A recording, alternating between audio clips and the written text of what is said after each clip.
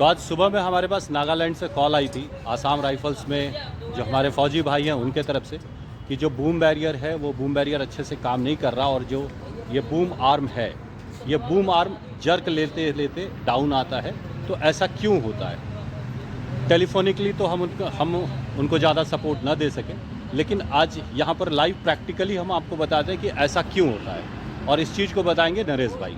नरेश भाई, आप ये बताओ कि ये जो बूम आर्म है, ये जो बूम आर्म होता है, ये क्यों जर्क लेने लगता है? जर्क लेने का रीज़न क्या होता है? देखिए, इसका जो जर्क लेने का रीज़न होता है ना, वो हमारे स्प्रिंग पर डिपेंड करता है। अच्छा, हाँ, ये अगर मान लो एक सेकंड पहले मैं स्प्रिंग दिखा दूं। ये है वो स्प्रिंग, ये स्प्रिंग है। किसी किसी में एक सिंगल स्प्रिंग होता है और किसी किसी में 2 स्प्रिंग होते हैं। अगर बूम आर्म लंबा है, ये बूम आर्म अगर 6 मीटर का होगा तो इसमें 2 स्प्रिंग होंगे, और बूम आर्म अगर 3 मीटर का होता है तो 1 स्प्रिंग लगा होता है। तो अभी आप बता रहे थे कि स्प्रिंग के कारण ये प्रॉब्लम हो रही थी। ये स्प्रिंग से ही होता है। जैसे मान लो अब ये हमारा बूम मूवमेंट कर रहा है और हाँ। उठते टाइम जर्क ले रहा है, तो इसका मतलब क्या है? या फिर जैसे मान लो डाउन होते टाइम में जर्क ले रहा है, हाँ। तो उसका हम स्प्रिंग से बैलेंस नहीं हो पा रहा। हाँ। तो उस केस में हम क्या करेंगे, इसको स्प्रिंग को टाइट किया जाएगा या फिर लूज किया जाएगा, दोनों कंडीशन में। ठीक। अगर मान लो उठते टाइम में ये जरक ले रहा है, झटके दे रहा है, तो उस केस में क्या होगा, ये स्प्रिंग ज़्यादा टाइट है, उस केस में हम स्प्रिंग को लूज करेंगे। ठीक है। अगर मान लो नीचे आते टाइम झटके ले रहा है, तो फिर ये समझ जाइए कि स्प्रिंग जो है वो काफ़ी लूज है।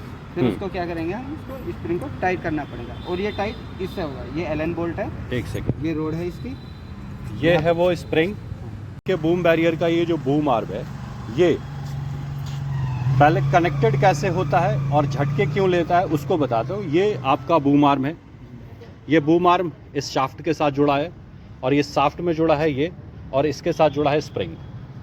तो बूम आर्म अगर चढ़ते वक्त, ऊपर उठते वक्त या उतरते वक्त झटके लेता है, तो उसका रीजन ये स्प्रिंग होता है। स्प्रिंग। नरेश भाई, अगर ये बूम आर्म ऊपर उठते टाइम झटके ले रहा है तो क्या मतलब हुआ? सर, अगर ये आर्म ऊपर उठते टाइम झटके ले रहा है, हाँ। तो इसमें क्या रीजन है, इसकी जो स्प्रिंग है वो ज़्यादा टाइट है। तो इसको क्या करेंगे, फिर हम इसको हल्का लूज करेंगे। लूज जैसे ये 6 नंबर की चाबी है, एल की बोलते हैं इसको, तो हाँ। इसको हम टाइट करेंगे। ये मैंने इसका बोल्ट ऊपर कर दिया, फिर हम इसको ये टाइट करेंगे, फिर इसको ये हम तो चला जाएगा। ये क्या होगा, ये स्प्रिंग देखो अब टाइट हो रही है, ये ऊपर चलते जा रही है, तो इसमें स्प्रिंग टाइट हो रही है। ठीक है। ये टाइट हो जाएगी, और अपने उस लेवल तक कर लेंगे जब तक इसका झटका नॉर्मल ना जाए। ठीक है। तो ये आपके हिसाब से ये बार बार करने की प्रोसेस का एक तरह से प्रोसेस हो जाता है कि हम इसे तब तक टाइट करते रहेंगे जब तक ये झटके बंद ना हो। हाँ। ये बैलेंस करना होता है, खुद से जज करना होता है कि हाँ अब मेरा बूम आर्म सही चल रहा है। जब अगर दोनों टाइप में बैरियर, ये बूम आपका बैलेंसिंग है, तो फिर झटके नहीं देगा। ठीक है। और सेकंड सिचुएशन ये लेते हैं कि ये बूम आर्म नीचे आते वक्त अगर झटके लेता है तो क्या होता है स्प्रिंग के साथ? तो उस केस में फिर क्या करेंगे, हम स्प्रिंग को लूज करेंगे, क्योंकि उस टाइम पे क्या है, स्प्रिंग टाइट होती है, वो झटके देता है, तो फिर उसको लूज कर देते हैं, फिर आराम से बूम नीचे जाएगा। मतलब मेन कंसर्न ये है कि आपकी जो स्प्रिंग है वो बूम बैलेंस को कवर कर रही है या नहीं कर रही है। ठीक है, अगर आपके बूम बैलेंस बिल्कुल ठीक है, तो आप ना तो ओपन टाइम में ना ही क्लोज टाइम में कभी भी झटके नहीं देगा। ठीक है।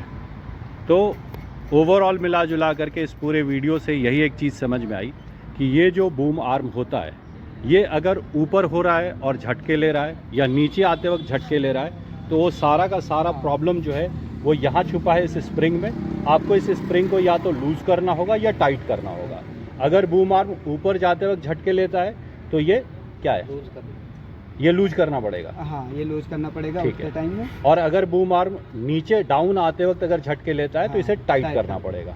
बस ये जो बूम आर्म है, इसका झटके लेने का प्रॉब्लम जो होता है वो यहाँ से होता है, और यहीं से इसका सॉल्यूशन हो सकता है। इसमें एक ही स्प्रिंग लगी हुई है, जिसमें हमारा बड़ा बूम होता है 6 मीटर में यूज करते हैं, तो उसमें क्या 2 स्प्रिंग होती है, एक स्प्रिंग यहाँ भी होती है। हाँ, उसमें 2 स्प्रिंग होते हैं, क्योंकि 6 मीटर का वेट जो कवर करते हैं, फिर अकेली ये एक नहीं कर पाते हैं, फिर उसमें क्या 2 स्प्रिंग हम यूज़ करते हैं। तो उन दोनों स्प्रिंग को बारी बारी से लूज और दोनों को टाइट करते रहना, दोनों का बैलेंस बनाना पड़ेगा। ठीक है।